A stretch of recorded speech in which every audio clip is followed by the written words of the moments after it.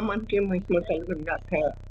మన ప్రభును ప్రియరక్షకులను అయిన యేసు ప్రభు యొక్క నామంలో దేవుని సన్నిధికి కూడి వచ్చిన మీ అందరికీ కూడా వేరు వరుసన నా వందనాలు చెల్లిస్తున్నాను. అయితే నా ప్రియమైనటువంటి వాళ్ళరా, ఆదికాండం 8వ అధ్యాయము 4-5 వచనాల్లో చూసినప్పుడు ఓడ అరారాతు కొండల మీద నిలిచాను, నీళ్లు క్రమంగా తగ్గుచూ వచ్చాను. 10వ నెల మొదటి దినమున కొందరు కొండల శిఖరములు కనబడింది. అంటే 10వ నెల మొదటి దినమున కొండల శిఖరములు కనపడిను. ఓడ ఎక్కడి నుంచి ఉంది, కొండల మీద నిలిచేంత వరకు కూడా దానికి ఒక గమ్యం లేదు, ఒక అంతం లేదు. అలాగే నా ప్రియమైనటువంటి వాళ్ళరా, అది ఆ నీళ్ల పైన, ఆ జలముల పైన అటు ఇటు కొట్టుబడుతూ ఉంది. మరి మనం కూడా ఈ లోకంలో నివాసం చేస్తూ మరి దేవుల్లో నిలిచేంత వరకు కూడా ఒక గమ్యం లేనట్లుగా, ఒక అంతం లేనట్లుగానే మనం కూడా సంచారం చేస్తూ ఉన్నాం. అట్లాగే ఆ ఓడ ఎలా జలముల మీద అటు ఇటు కొట్టబడిందో, మన జీవితం మన నావ కూడా అలాగే అటు ఇటు కొట్టబడుతూ ఉంది. ఆ దేవుడైనటువంటి యెహోవా నోవహుతో సమీపంలో రాబోయేటువంటి ఆ జలప్రళయాన్ని గురించి చెప్పాడు. కానీ దాని యొక్క ముగింపు ఎప్పుడో, ఆ ముగింపుని గురించి ఏమీ చెప్పలా. ఆ ప్రజలతో ఏం చెప్పాడు, జలప్రళయం రాబోతుంది అని నోవహు చెప్పి ఒక ఓడను సిద్ధపరిచాడు. అయితే నా ప్రియమైనటువంటి వాళ్ళ, దాని ముగింపు ఎప్పుడో, ఆ జలప్రళయం యొక్క ముగింపు ఎప్పుడో ఆయన చెప్పలా. అలాగే మన జీవితంలో ఎదురవుతున్నటువంటి ప్రతిదానికి ముగింపు ఎప్పుడో మనకు తెలియదు.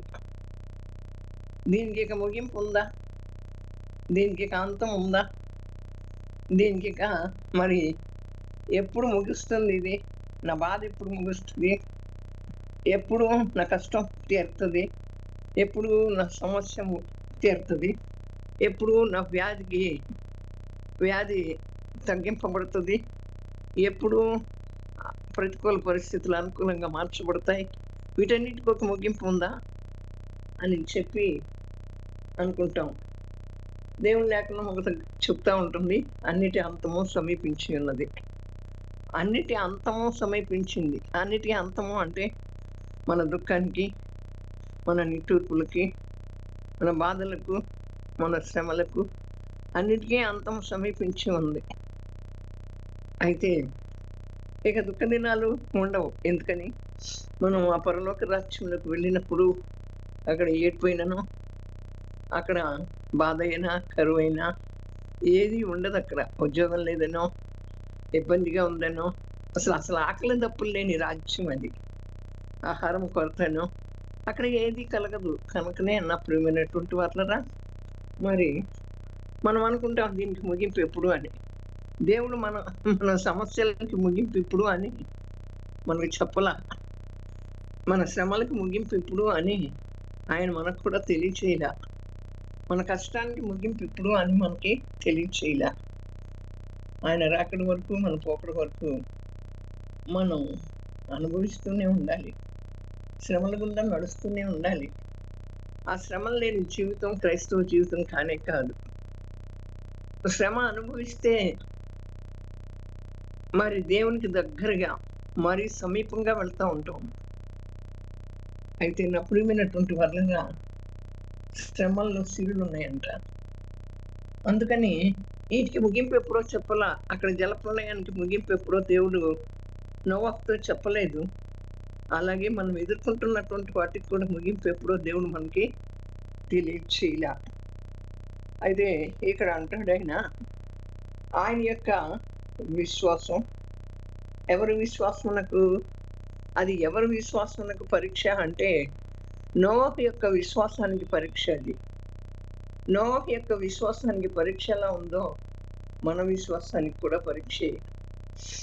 అవును, మన విశ్వాసానికి కూడా కొన్ని పరీక్షలు దేవుని దగ్గర నుంచి మనకు ఎదురవుతా ఉంటాయి.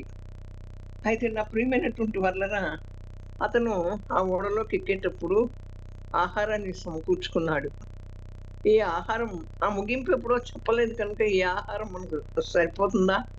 ఆహారంలో కొదువ కొరత ఏర్పడుతుందా అని చెప్పి ఆయన ఆలోచించి ఉండొచ్చు. అలాగే మనం కూడా మరి అలా ఆలోచన చేయకుండా ఆయన దాని కొదువ కొరత ఏర్పడుతుంది అనేటువంటి భయం కూడా ఉంటుంది. కానీ అతడు దాన్ని గురించి భయపడలేదు. కానీ మరి తన తరం వారిలో నిందారహితుడిగాను దేవునితో కూడా నడిచిన వాడైనటువంటి నోవహు విజయోత్సాహంతో ఉన్నాడు. మనం ఆహారం కొరత పడుతుందని మనం భయపడతాం. అయ్యో, నేనేమి సంపాదించలేదు, రేపటికి ఎట్లా,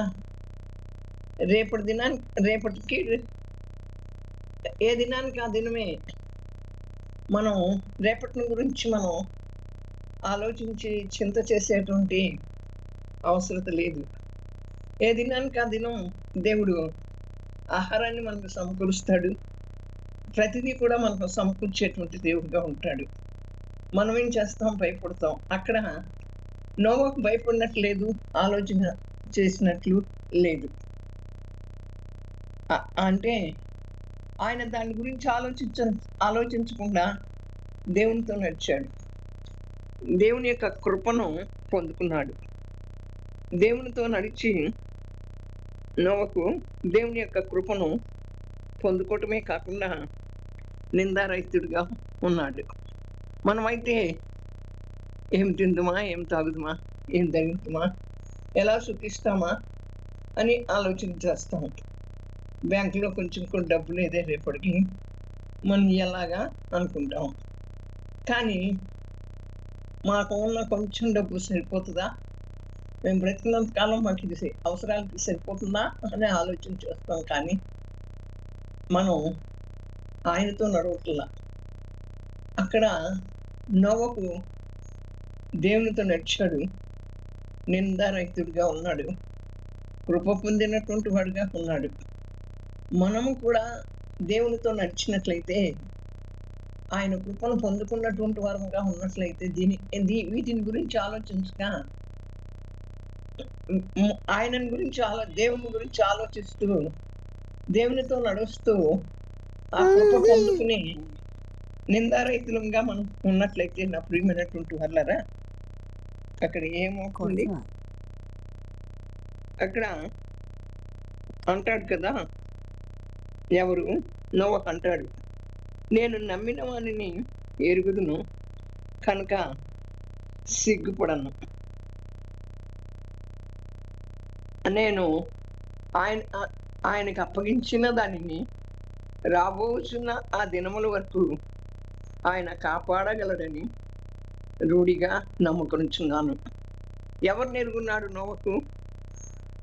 ఆయన నమ్మిన వారిని ఆయన ఎరిగి ఉన్నాడు కనుకనే ఆయన సిగ్గుపడని అంటున్నాడు. సిగ్గుపడకుండా నేను నోవహు ఆయనకు అప్పగించిన దాన్ని రాబోతున్నటువంటి దినముల వరకు ఆయన కాపాడగలడని నమ్ముతూ ఉన్నాడు. అది 2 తిమోతి 1:12 ఉంది. మనం నమ్మిన వాడిని మనం ఎరుగున్నాం, కానీ మనం ఆయనకి అప్పగిస్తున్నామా? మొదట అసలు మన ప్రాణాత్మ శరీరాన్ని ఆయనకి అప్పగించాలి. మన ప్రాణాత్మ దేహాన్ని ఆయనకి అప్పగించాలి. అంతేకాకుండా ఈ భూమి మీద మనకి ఏది కలిగిందో ఆయన లేకుండా మనకి ఏది కలగల. ఒక మంచి భర్త అయినా, మంచి పిల్లలైనా, మంచి ఉద్యోగమైనా, లేకపోతే ఆ ఉన్నతమైనటువంటి స్థలాల్లో ఉండటమైనా, లేకపోతే మరి ఏదైనప్పటికీ కూడా ఆయన లేకుండా మనకి ఏది కలగల. నా కుటుంబాన్ని నీకు అప్పగిస్తున్నాను ప్రభువా, నా బిడ్డలు నీకు అప్పగిస్తున్నాను ప్రభువా. ఆ బిడ్డలు మన బిడ్డలు కాదు, ఆయన ఇచ్చినటువంటి బిడ్డలే. మనం ఏం చేస్తాం? మన బిడ్డలు అనుకుంటాం. ప్రభువా, నువ్వు ఇచ్చినటువంటి నీ బిడ్డల కొరకు నువ్వేం చెయ్యాలో నీకు తెలుసు. నీకు అప్పచెప్తున్నాను. వారి భవిష్యత్తును నీ చేతిలో ఉంది.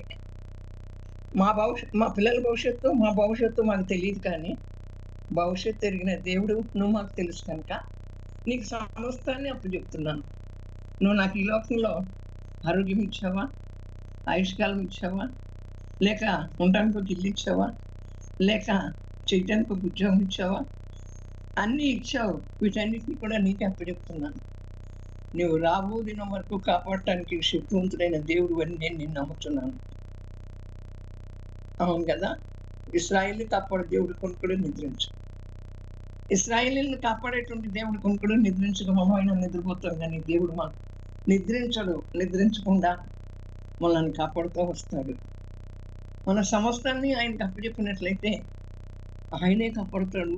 అట్లాగే నోవహు కూడా తనకున్నటువంటి సమస్తాన్ని కూడా ఆయనకు అప్పచెప్పాను అని చెప్తూ వస్తున్నాడు. అయితే నా ప్రియమైన వలన ఈ విశ్వాస పరీక్షలో నోవహు ఓడలో నమ్మకంగా నిలిచి ఉన్నాడు. ఈ విశ్వాస పరీక్షలో నోవహు ఎక్కడ నిలిచి ఉన్నాడు? నమ్మకంగా ఓడలో నిలిచి ఉన్నాడు. మనం కూడా క్రీస్తునందు నమ్మకంగా నిలిచి ఉండాలి. మన స్వస్థత కొరకు, విడుదల కొరకు మనం, అంతేకాకుండా మనం గనక క్రీస్తునందు నిలిచి ఉన్నట్లయితే, వేచి ఉన్నట్లయితే, ఆయనకు అప్పచెప్పినట్లయితే, ఆయన కొరకు నమ్మకంగా నిలబడినట్లయితే సమస్తాన్ని మనం చూడగలుగుతాం. యోబు యొక్క విశ్వాసాన్ని చూస్తే అది నిరీక్షణతో కూడినటువంటి విశ్వాసం. ఆయన మాటలను వింటే, నా విమోచకుడు సజీవుడని నేను ఎరుగుదును, నా మట్టుకు నేను ఆయన చూస్తాను. మనల్ని విమోచించిన వాడు సజీవుడు. ఇంకా కూడా ఆయన సజీవుడుగానే ఉన్నాడు. అల్ఫా ఒమేగా, ఆదియు అంతం లేనటువంటి వాడు, నిన్న నేడు నిరంతరం ఏకరీతిగా ఉన్నవాడు. సజీవులు సజీవులే కదా దేవుని స్తుతించేదని మనల్ని సజీవుల లెక్కలో ఉంచి, మరి అనేక మంది మరణాలని, అనేక మంది వెళ్ళిపోయారు, కానీ మనలను ఈ దినం వరకు కూడా, ఈ క్షణం వరకు కూడా మరణానికి అప్పగించకుండా ఆయన మనతో ఉండి మనల్ని నడిపిస్తున్నాడు. మనం ఆయన, యోబు గారు చెప్పినట్లుగా మనం ఆయన చూడాలి. నేను చూస్తాను అంటున్నాడు యోబు గారు. అయితే నా ప్రియమైనటువంటి వాళ్ళరా, మరి నేను ఆయన్ని కళ్ళారా చూస్తాను అని చెప్తూ వస్తున్నాడు. మనము తీవ్రమైనటువంటి ఇబ్బందులతో, కష్టాలతో చుట్టుముట్టి ఉన్నప్పుడు, మన చుట్టూ అవన్నీ ఉన్నప్పుడు, మరి అంటే అంత మెరుగైన విధంగా సమస్యలు కొనసాగుతూ ఉన్నప్పుడు, ఆ సమయంలో మనం ఎవరి వైపు చూడాలి? మనకి అసలు ఇవన్నీ కూడా కుదురుతాయా? ఇవన్నీ కూడా కుదురుబడే రోజులు వస్తాయా? ఆ రోజుల్లో నేను చూడగలనా అని నిరీక్షణ కోల్పోయినప్పుడు ఎవరినందు విశ్రమించాలి? దేవుని యందు విశ్రమించి ఆయన కొరకు వేచి ఉండాలి. ఏ విధముగా అయినప్పటికీ కూడా మనల్ని మనం ఉద్రేకపరుచుకోకూడదు. అవును, కనుక నా ప్రియమైనటువంటి వాళ్ళరా, యోబు వలె, నోవహు వలె విశ్వాసము, నిరీక్షణ కలిగి ఉండాలి. ఇప్పటి వరకు దేవుడు సజీవుడిగానే ఉన్నాడు, మన పక్కన నిలిచే ఉన్నాడు. మనం ఆయనతో నడవాలని, నిందారహితంగా కృప పొందుకోవాలని, అంతేకాకుండా యోబు వలె ఆయన సజీవుడు ఇప్పటి వరకు నిలిచే ఉన్నాడు కనుక నేను ఆయన ఇప్పటికీ చూస్తాను, నేను కనులారా చూస్తాను అనేటువంటి నిరీక్షణ, అనేటువంటి విశ్వాసం, అనేటువంటి నమ్మకం కలిగి ఉన్నట్లయితే మనకి ఎన్ని చుట్టుముట్టినప్పటికీ కూడా వీడికి ఇంకా అంతం లేదా అని చెప్పి మనం బాధపడాల్సిన అవసరం లేదు. దేవుని యందు విశ్రమించుతూ, దేవుని యందు వేచి చూస్తూ ముందుకు కొనసాగిపోదాం. దేవుడి ఈ వాక్యాన్ని మనందరి వినికిడిలో దీవించి ఆశీర్వదించి ఫలభరితం చేయునుగాక. పరిశుద్ధుడా, ప్రేమ గల తండ్రి, యేసయ్యా మీకే స్తోత్రాలు. మీరు నాతో మాతో మాట్లాడారు ప్రభువా. అవును, వేచి ఉండాలి.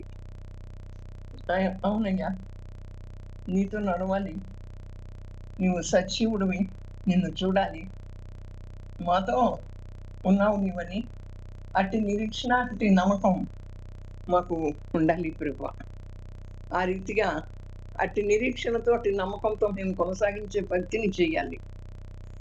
నోవహు వలె నిందారహితుడిగా, కృప పొందినటువంటి వారంగా, నీతో నడిచేటువంటి వారంగా ఉండున్నట్లు సహాయం చేయండి. యోబు వలె నిన్ను చూడాలని నిరీక్షణ కలిగి, మా సమస్యలు చుట్టుముట్టినప్పుడు మేము వీటికి అంతం లేదా అని అనుకోకుండా నీ యందు విశ్రమించి, నీ యందు వేచి ఉంటే మాకు మేలు జరుగుతుంది అనేటువంటిది మాకు తెలియజేసినందుకు మీకే స్తోత్రాలు చెల్లిస్తూ, సన్నిధికి వచ్చిన ప్రతి బిడ్డని కూడా పేరు పేరు వరుసన మీరు జ్ఞాపకం చేసుకుని అందరినీ దీవించి ఆశీర్వదించినందుకై స్తోత్రాలు ప్రభువా. మీ కృపల్లో భద్రపరిచినందుకై మీకే వందనాలు చెల్లిస్తున్నాను ప్రభువా.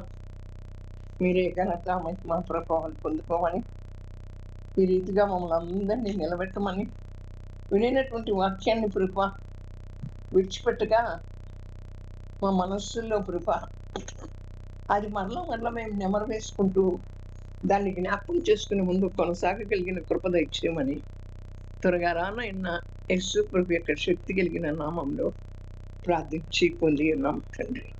ఆమేన్.